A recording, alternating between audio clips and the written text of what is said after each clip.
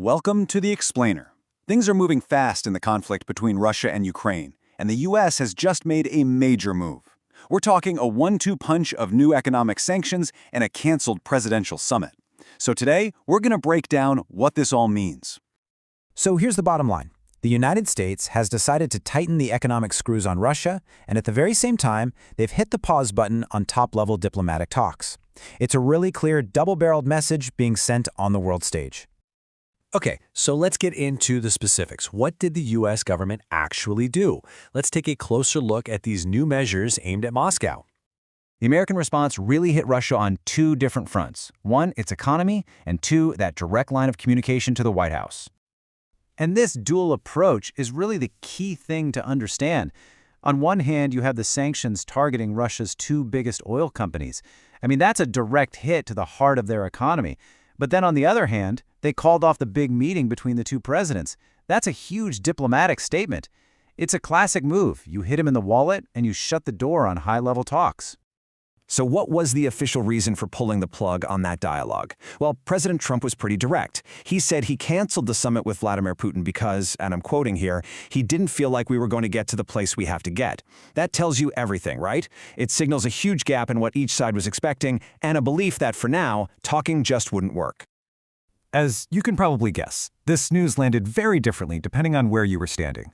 In Kyiv, in Moscow, the reactions were, well, polar opposites. And the difference is just stark.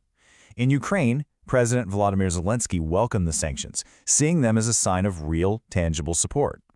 But over in Russia, the foreign ministry dismissed the whole thing, calling the move entirely counterproductive. So one side sees an ally stepping up, while the other just sees another obstacle.